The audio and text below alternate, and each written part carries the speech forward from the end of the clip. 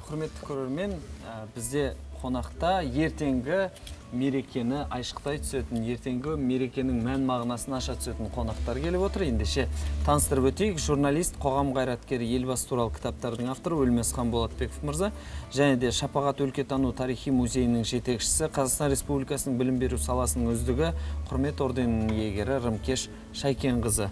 Қош келдіңіздер. Рахмет. Аң жарық болсын, қош келдіңіздер. Мереке құтты болсын деп шын жүректен айтамыз. Енді бүгінгі әңгімеміз әрине өте қызықты, әрі терең болғалы тұр. Себебі енді аға, өзіңіз елбасы туралы қаншама кітаптың авторысыз. Соңғысы 2018 жылы жазылған екен. Жалпы ең алдымен әу баста осы тақырыпты таңдауыңызға не себеп болды? Жалпы, мына қазақта бір сөз бар. Тамырына қарай бұтағы, тегіне қарай ұрпағы деген. Біз жалпы аттың жалында, түйенің қомында, ат тұяғы тозатын, құс қанаты талатын ұлан байтақ жердің иесіміз. Жалпы біз ақ білектің күші, көк найзаның ұшымен жауынгер дәстүр халқы атанған жайымыз бар. Қысылған кезде қанымызда шүкіршілік пен белімізді будық. Қуаныш келсе тасыған жоқпыз, қасірет келсе қайғырған жоқпыз. Міне осындай халықтың ұрпағымыз. Жалпы біздің бабалар аңсаған азаттықтың ақ таңы, тәуелсіздіктің тұғырына елбасы, тұңғыш президент, ұлт көшбасшысы Нұрсұлтан Назарбаев халықтың үлкен қолдауымен сайланды. Жалпы киелі тізгін ұлттық уызға жарыған, қанында қазақылық қасиеті бар елім деген ер азаматқа бұйырды. Жалпы бәлкім бұл әлемдік реттеуші жаратқан иемнің тағдыр тауқыметін, қиыншылығын көрген қазақтың көз жасына июі шығар деп әлем солай бағалады. Шындығында кітап жазылудың ең алғаш бізге әсер еткені мынау Алтай мен Ақжайықтың ортасында, Арқа мен Алатаудың ортасында қаншама қазақтың ауылдарына елін аралап жүргенде еліне деген, ел басына деген қалың жұртшылықтың махаббатын, соның сүйіспеншілігін көрдік. Мен енді қызылордалық болғасын, Түркістаннан Ақтөбеге дейінгі 1000 шақырымнан астам ұлан байтақ дарияның бойындағы ұлы ауылдардың барын аралап жүрген кезде, сонда бір ауылда үлкен бір қарияның сөзі маған себеп болды. Мынау Аралда Абатовтар деген үлкен бір әулет болды. Ұлы Отан соғысының ардагері, сол Сағи ақсақал Балқиядиша үйіндегі зайыбына айтып отыр екен. Айналайын-ау, біздің қазаққа көп нәрсе керегі жоқ қой. Алдыңда асың болса, қораңда 3-4 жантық малың болса, ел тыныштық болса, одан асқан не керек? Бірақ бізге күнде мына телевизордан, газеттен, радиодан елбасының даусын естіп отсақ, түрін көріп отсақ, қабырғамызды арқамызға қабырғаға тірегендей болып шүкіршілік етеміз. Балқайдишау осы бір аптадай болды, елбасыны көрмей қалдым деп әлгі саясаткер қарияның кемпірі Кейуана Балқадишада шалау, сен білмейсің ба? Назарбаев қазір қысқа мерзім демалыспен Сарыағашта демалып жатыр ғой деді. Міне осыдан кейін мен ойладым. Яғни ішер асың болса да, тыныштық болса да, бірақ елбасы ауадай елге қажет екендігіне байланысты деп кітап сол кезде жазылды. Жалпы елбасы туралы 100-ден астам кітап жазылыпты. Сол кітаптардың ішінде осы кешегі тәуелсіздіктің 25 жылдығында тұңғыш президент елбасы кітапханасы үлкен көрме ұйымдастырып, елбасыға айтыпты. Осы 100 кітаптың ішінен 25-ін іріктеп беріңізші деген кітаптың ішінен сол көрмеде Махмуд Қасымбековтың, Қасым Жомарт Тоқаевтың, Мырзатай Жолдасбековтың, мәскеулік Рой Медведевтің, Геннадий Толмачевтың, Илья Жақановтың, Несіпбек Айтовтың, Қуаныш Сұлтановтың, Тоқтарбай Қадамбаевтың, Айтбай Сәулебековтың кітаптарының арасында мына реттілік санымен 7-ші орынға менің ел жұрт һәм елбасы наш лидер кітабын қоюын мен үлкен өзіме қанағаттанарлық сезім туғыздым.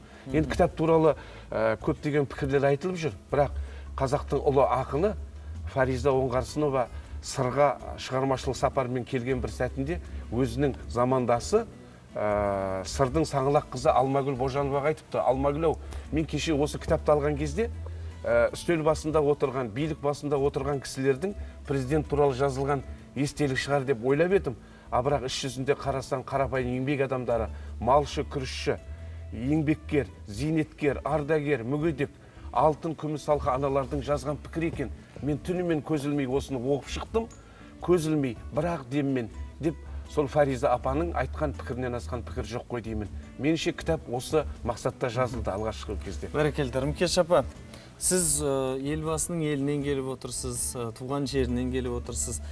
Қалай, ол жердегі Шапағат музейі елбасының әліппе таныған мектебі ретінде бүкіл қазақ жұрты білет. Сақталып келе жатқан қандай құнды мәліметтер бар, әлі күнге дейін ел білмейтін? Енді бұл жерде ең бастысы біз елбасының ерекше қасиетін бағалап, ол кісінің бүкіл әлемге аты шығып отырғанда мектепте мұражай ашу деген басты мақсат болды ғой. Сонымен президенттің оның үстіне туып өскен, оқыған мектебі сол жерде.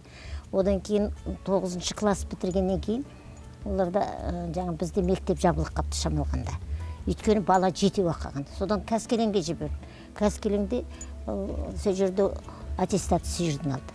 Бірақ ең негізгі тұлға болып қалыптасу, адамгершілік пен тәрбиелеп өсінудің бәрі сол шамалғандағы оқыған мектебімен ата-анасының қарамағында болды. Соның нәтижесінде бұл кісі керемет білімнің әр саласын игерді. Сол кезде кітапханада шетелдік әдебиеттер өте көп екен. Соны оқып, ол кісінің білім дәрежесі, ақыл ойы ерте дамыған адам.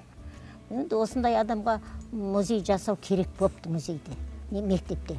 Өйткені 1993 жылы май айында директор шақырып, Нұрекең, Сара бар, сосын кейін Әлиясы бар, бәрі келген екен.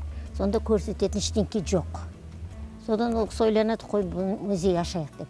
Содан мен еңбекші қазақта сол жерде мектепте музей ашып келдім. Ол атақты жаңағы Қыдырбай ұлы Мұхаммед Кәрім деген азаматтың 40 бөлімнен тұратын қазақтың салт дәстүрі соған байланысты программа шықты. Мен сол кезде оқу тәрбиесінің ісі басқардым да, сол бойынша мен әрбір классқа бөліп беріп, сол жерден нәтижесінде айтылады, этнографиялық музей ашу керек. Сонымен этнографиялық музей аштым сол жерде 93 жылы. Мен тәуелсіздіктен кейін бәрі болып отыр.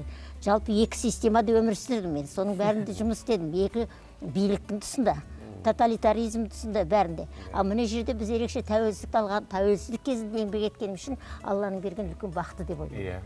Сол бақыттың нәтижесінде жаңағы музейді ашу керек болыпты. Содан мен келе қалдым еңбекші қазақтан. Директор қолма-қол музей ашып берсеңіз болды. Деді, 4 сағат халық педагогикадан факультатив берді. Алатыным 3000 теңге, сонымен музейді бастадым. Енді Алла тағала оның нәтижесінде осыны сол күндіз түні жүріп, оның үстіне Семейден інім көшіп келді. Танымайтын жерде жұмыс істеу қиын ғой. Бірақ сол бала келіп, екеуміз таң келеміз, кешке дейін соның ішінде жөндейміз, әйтеуір жасап шығардық. 3 ай 9 күнде музей дайын болды. Атын қойдық, бүкіл жан жақтан телевидение келді. Не ғой осындай келіп сұрақ қойып, сіз атын не деп қоясыз деді. Бірден айттым, Шапағат деп қоямын. Өйткені Шапағат болса, бұл оның бүкіл әлемге, бүкіл ұрпаққа шапағаты тиеді, пайдасы тиеді. Оның үстіне енді тұңғыш президентіміздің осындай оқыған мектебінде музей ашу менің маңдайыма жазылған бақытым дедім. Ол жерде көзін көрген, жалпы араласқан, бала кезінен бірге өскен достары болды, бәрі болды. Туған туыстар, жалпы естелік жинау оңай болған шығар. Енді болғанда танымайсың ғой, мен еңбекші қазақ ауданынан келдім. Мектепте бір мұғалім танымаймын. Осындай жағдай. Бірақ бұл бір тылсым күштің әсерімен жасалған дүние. Оны жасыратын жоқ. Біз білмейтін дүниеде көп тылсым дүние. Міне сол тылсымның әсерімен жасалды соның барлығы. Сөйтіп 26 бөлімнен тұрады. Алғашқы жасалғаннан кейін бастап әр бөлімге оқушы дайындадым. Менен гөрі оқушы сөйлесін. Мен үйретем соған. Оның дауыс сырғақтары қалай болады, қалай сөйлеу керек, қай жерде қандай бағытта сөйлеу керек. Соның бәрін үйретіп, осы күні бүгінге дейін, соның нәтижесінде қазір бір мектепте коридордың бәрінде тұрған үлкен портрет бар, немесе стенділер бәрінде оқушы сөйлейді. Кіріп келген адамдар. Өткенде бір адамдар келген екен, бір ешқандай стендіні немесе мынандай нені сөйлеп көрген жоқ еді. Оқушылар, мынау керемет екен сіздерге деп кетті. Сонымен енді керемет болғанда, Алла тағала осы кереметтің нәтижесінде музейді жасадық. Енді 26 бөлімнен тұрады. Иә. Рымкеш апа, қазір біз тағы да тоқталамыз. Бізге байланысқа шығып отырған көрерменіміз бар екен. Жаңақорғаннан Ерубай ағамыз. Ассалаумағалейкум. Ассалаумағалейкум. Таң жарық болсын. Қазақ елі, құрметті Таушылпан жүргізушілері. Қайырлы таң аға. Мына Өлмесхан мырзаға бір сауал бар еді. Өлмесхан, Жаңақорғаннан Ерубай ағам танисың ғой. Мына сенің елбасы туралы жазған кітабың Қызылордада жүргенде жазылды. Астанаға келгеніңе де 2 жыл болды. Жаңа кітап ойып жазуда ойында бар ма? Рахмет сұрағыңызға. Сіздің шығармашылығыңызбен жақсы таныс азамат қой. Ерубай ағамыз кешеде тұрақты көрерменіміз. Кітап оқу туралы біраз ақпарат айтты. Мінекей сіздің кітабыңыз туралы да қысқаша атап өтті, және де жаңа туындылар күтеді екен. Жалпы бұған жауап берсем, жалпы елбасы бұл бүкіл қазақтың маңдайындағы өміршең тақырып. Өміршең тақырып, апа. Мына сіздің жаңалде Шамалғандағы мектептің музейіндегі мәселені айтып отырсыз ғой. Мен де кейінгі уақытта Шамалғанға тағы да барып, кейбір мәселелерді зерттеп жүрмін. Мысалы, елбасы да мына үйдің мықты болуы іргетасынан дегендей, сіздің сол 50-ші жылдардың үстінде Ерубай аға мектеп оқушысы Нұрсұлтан сол Шамалғандағы шетінде Колхозная көшесіндегі үйде тұрады, Колхозная көшесінде. Сонда Әбіш әкеміз, мына балдарым елмен қоян қолтық аралассын, тонның ішкі бауындай болсын деп, Шамалғанның ортасындағы Панфилов көшесіне үйді бер қарай қаланың ортасына көшіріп әкелген екен. Бұндағы мақсаты ой өрісі өссін. Шамалғанда тұратын балғарлар, шешендер, түріктер, орыстармен араласын, тілін сындырсын деп. Әкенің заманынан туған озық тұрса, екіншісі, жәндегі сіздің мектепте оқушы Нұрсұлтанға тарих пәнінен сабақ берген Сейтқан Исаев деген ағай бар екен. Ардагерлер кеңесінің төрағасы болған. Сол тарихтың тағылымына үлкен қолдау көрсеткен сол Сейтқан ағаның. Менің ойымша, әкенің осындай бағыты, ұстаздың ғибраты, бала оқушы Нұрсұлтанды дана, бүкіл ел білетін, әлем таныған президенттік дәрежеге көтерді. Меніңше алдағы жазылатын кітаптар тағы да осы елбасының көптеген өмір жолдарындағы осындай ұңғыл-шұңғылға барады деп отырмыз. Енді расымен де осы көптеген еңбектің нәтижесінде қазір біз елбасы туралы кез келген ақпаратты сіз жазған кітаптардан ала аламыз. Немесе Шапағат музейіне барып, қолмен ұстап, көзбен көре алатын қаншама мол мұра бар. Енді бұл сіздердің еңбектеріңіз, шын жүректен алғыс айтамыз, еңбектеріңіз жана берсін деп тілейміз. Ертеңгі мереке баршамызға құтты болсын, қазақ жұртына құтты болсын. Осындай алтын уақыттарыңызды бөліп, бізге сұхбат беріп, естеліктермен бөлісіп отырғандарыңызға көп-көп рахмет айтамыз. Аман болыңыздар, қашанда сіздермен осылай ұрпақтарыңыз мақтана берсін. Журналист, қоғам қайраткері, елбасы туралы кітаптардың авторы Өлмесхан Болатбеков және Шапағат өлкетану тарихи музейінің жетекшісі, Қазақстан Республикасының білім беру саласының үздігі, құрмет орденінің иегері Рымкеш Шайкенқызы бізде қонақта. Құрметті көрермен, біздің бағдарламамыз ары қарай жалғасады. Шағын ғана аңдатпадан кейін алыстамаңыздар.